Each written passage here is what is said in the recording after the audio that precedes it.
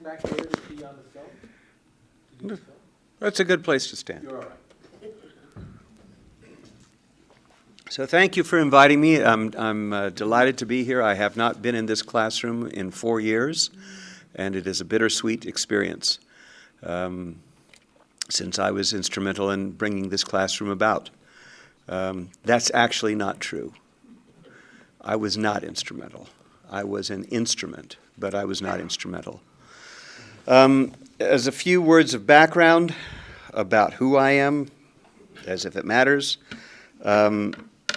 I had the great good fortune of being conceived in Alberta, Canada, and being born in Bell Gardens, California, which was a town made up of nothing but Okies, Arkies, and Texans who had come out to California in the Grapes of Wrath era and stayed. And we abounded in bars and Pentecostal churches. One on every corner of each type, at least. And some of the greats of country music played in Bell Gardens before they were known as the greats. Johnny Cash played at a notorious place called Leonard's Chit Chat, which was also known by the LA Sheriff's Department as Murder a Month. Just down the street from me, a fellow by the name of Eddie Cochran lived. About 4 houses down, he wrote a song called Summertime Blues. And my brother and I, who were in a country western band, were in his garage on the day that he wrote it. And he later became very famous, tragically was killed in a car accident in London. It was a great place for anyone aspiring to be a writer to grow up in because you had a multitude of accents, most of them, like I say, from Oklahoma, Arkansas, Texas. I actually had a rather thick Oklahoma accent until I was about 16 years old, at which time I ran away from home with the blessings and active encouragement of my parents, who were only too happy to see me go. It was an impossible situation. My dad was 52 when I was born. My dad was born in 1895. He was born in a Russian Jewish shtetl, which is a little village without running water, without electricity, something right out of Tevye, the Fiddler on the Roof character. Later he went to Canada and became, together with his brother, working for his brother. He was a Russian, Jewish, Yiddish-speaking Canadian cowboy. He was a ranch hand for 20 years on one of my uncle's ranches. And contrary to most impressions one gets from Westerns, all of the ranch hands were Russian, Jewish immigrants. They all spoke Yiddish. When I saw Blazing Saddles, I thought it was a documentary, so one of those things. But my dad came from a totally different culture than I. He had 2 American teenagers on his hands, my brother and myself. We were hellraisers. Everything he did seemed insane to us. Everything we did seemed disrespectful to him. And so it was only a matter of time before I wisely sought higher ground. Higher ground for me was going to Israel. And I wound up on a kibbutz in Israel, went to high school there, fell in love with the lifestyle, fell in love with the country. Knew that I could not pass matriculation exams in Israel, which you need in order to get into university there, because I would have failed miserably in physics, chemistry, trigonometry, and Bible, which you have 12 years of in biblical Hebrew, having lived in Israel for a short amount of time. My conversational Hebrew was just dandy, but my biblical Hebrew left a good deal to be desired, and I knew I would never pass matriculation exams. So I came back to the United States, went to university at UCLA as a film major, at that time thinking of being a director. By a fluke, absolute fluke of chance, if one believes in those things, or providence if one believes in that direction, which I tend to. I sold my first screenplay at the age of 20. Rather, I was hired to write a screenplay at the age of 20 by Universal Studios. And I thought, this is the easiest way to make a living I've ever seen in my life. To heck with directing, I'm going to write. This is a license to steal. I was paid the princely sum of guild scale at that time, which was $1,892.67, which was in 1967, and that made me the richest Jew in L.A. My rent was $50 a month. On the beach in Santa Monica, my tuition at UCLA was $400 a year. I had no intention of paying taxes, so there was no worry there. I drove without insurance, so I didn't have a problem with that, which meant I could live for 2 years on $1,800 and did. After my film career reached an abrupt, I won't say end, because it's now a career that's lasted 40, good Lord, going on 49 years. But it hit a bump in the road. I was under what was called the New Talent Program. Easy Rider had just come out, The Graduate had just come out, and Universal decided that there was money in youth films, and so they hired a kid from UCLA who was 20 years old to write a screenplay. I had never seen a screenplay before in my life, so I didn't know what they looked like, and I had to ask a friend if he could give me one so I at least knew what they looked like, because I hadn't yet taken that class.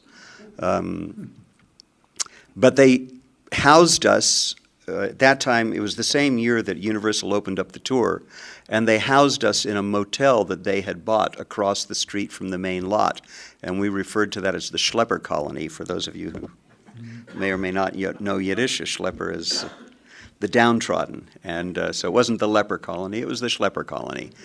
But I was 20 years old, and I had an office, I had a desk, I had a phone, I had an IBM Selectric typewriter.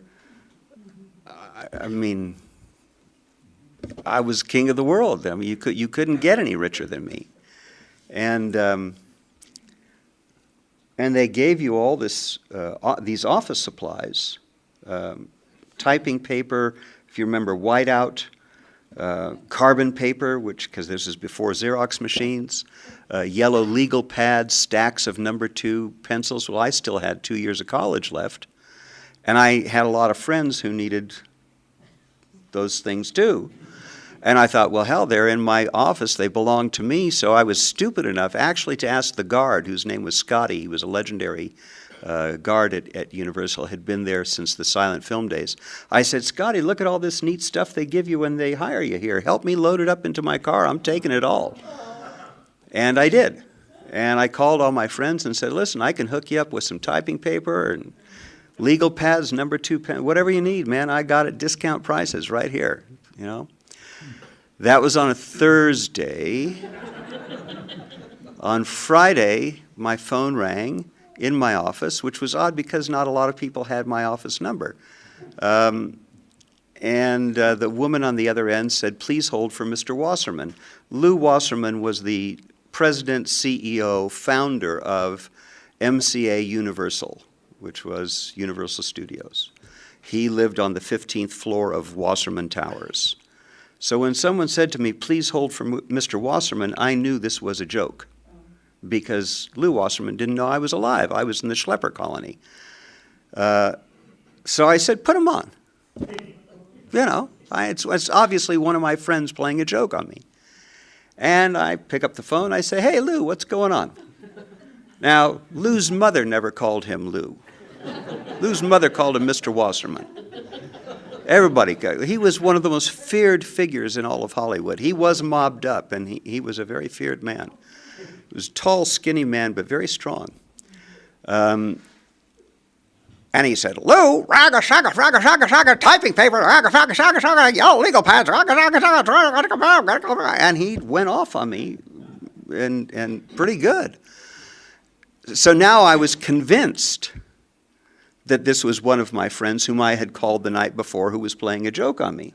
And I didn't have time for this because I was writing a screenplay after all. So I said, hey, Lou, and then I bade him a 2-word farewell, which implied that he should perform a physically impossible act, and I hung up. And then the phone rang once again, and the receiver leapt off the cradle and wrapped itself around my neck several times, began choking me. And he said, and proceeded to read me the riot act that I would never work in this town again, and etc. And it suddenly dawned on me that I was talking to Lou Wasserman.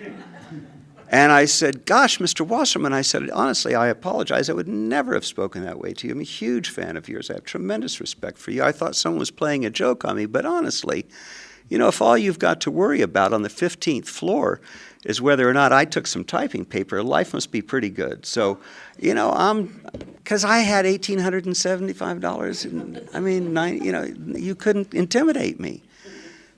And I said, so I'm writing you this great screenplay. I'm going to get back to work. I'm sure you got a busy day. I got a busy day. It's been a ball talking to you.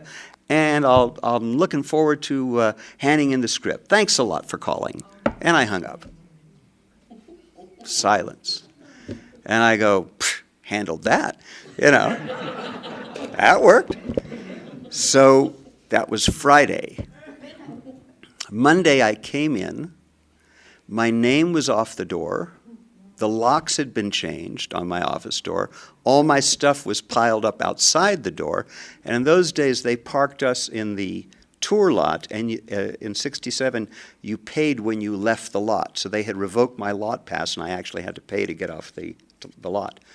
No one returned my phone calls. That's how you knew you were fired in those days. No one actually said you're fired. You simply disappeared, and no one returned your calls.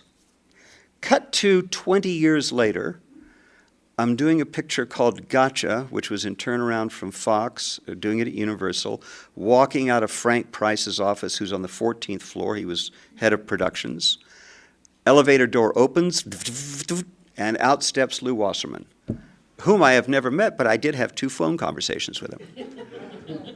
And Frank Price says, Mr. Wasserman, I'd like to introduce DanGordon. We're doing a picture of his that's in turnaround from 20th Century Fox. We're very enthused and blah, blah, blah.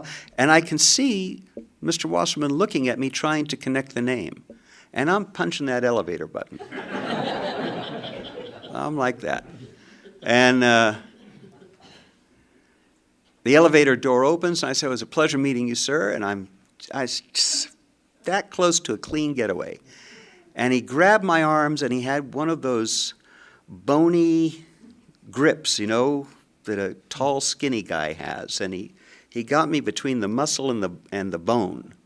And he really gave it a good press. You know, it hurt quite a bit. Didn't look at me, looked at Frank Price and said, just make sure he doesn't steal the office supplies this time.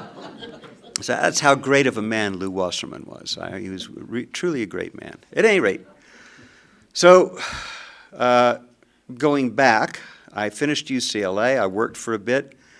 I did one film that actually, without my knowing, was a money laundering operation for the Genovese family of the mafia. They were looking for the youngest, stupidest kid they could find. They found a kid who all in all knew about Bell Gardens and the Valley of Jezreel in Israel. I'd never been around mob guys in my life. I lived with them for a year. And they had given me $100,000 with which to make the movie, listed the budget as $1 million, and they laundered $900,000. And I had a bodyguard at that time. It was during the Colombo-Gallo War. And I had a bodyguard who was supposed to protect me, but in fact he was there to keep me from running, because that's what I wanted to do. And as soon as the opportunity presented itself, I ran.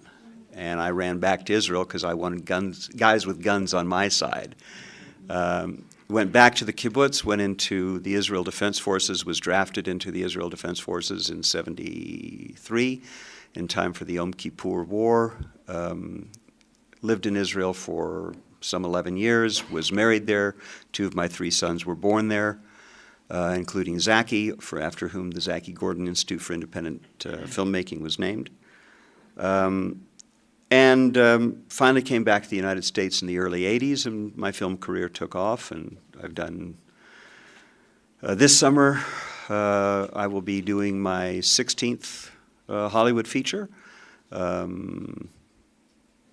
which is not bad for a career. 16 features, 200 or 300 hours of television. I was the head writer for a series called Highway to Heaven, which you may remember with Michael Landon. I created a series called Highlander The Dirty Dozen, a lot of TV work and a good deal of motion picture work.